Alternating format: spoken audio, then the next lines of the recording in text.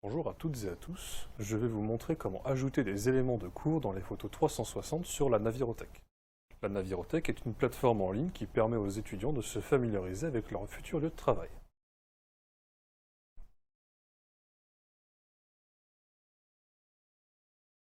Dans un premier temps, vous devez vous rendre à gauche de votre écran dans l'onglet Projet, puis sélectionner le bateau sur lequel vous souhaitez interagir. Ici, nous allons prendre le remorqueur Fifi One.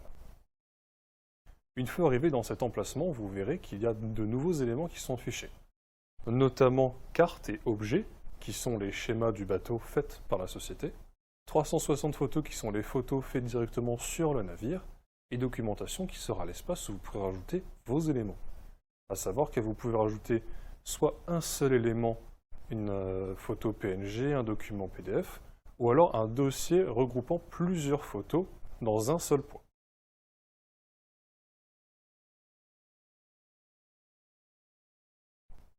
Concernant la création de documents, vous devez d'abord cliquer sur l'onglet Documentation, puis en haut à gauche sur cette icône qui vous permettra de rajouter soit un fichier seul, soit un dossier.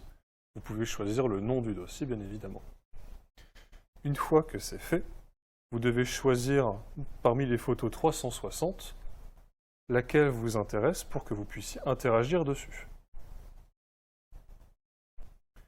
Une fois que c'est fait, retournez dans l'onglet Documentation en dessous, récupérez le dossier qui vous convient et faites-le glisser directement sur l'image.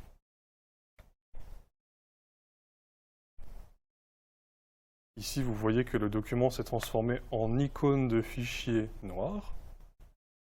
Si vous souhaitez le modifier, à droite de votre écran, vous sera proposé d'autres options, notamment changer son nom, l'infobulle, donc l'information qui seront données lorsque vous passerez votre souris sur le curseur, des icônes qui sont directement fournies grâce à l'application Navirothèque que vous pouvez choisir, la couleur, la transparence de votre image, rajouter du texte ou non.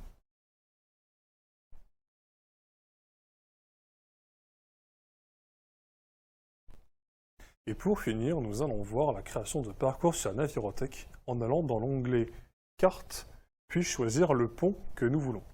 En choisissant le pont, vous verrez un schéma vu de dessus, et vous pouvez ajouter par-dessus les éléments qui vous intéressent, à savoir les cartes 360 qui sont disponibles dans 360 photos, et de la même manière que d'ajouter un dossier, vous faites glisser votre point directement sur votre schéma. Une fois que c'est fait, vous aurez ce petit symbole de localisation que vous pourrez déplacer sur votre schéma, et ainsi, les étudiants pourront cliquer sur ce point et aller sur la carte que vous avez choisie. Il est également possible de faire la même chose directement avec les images 360.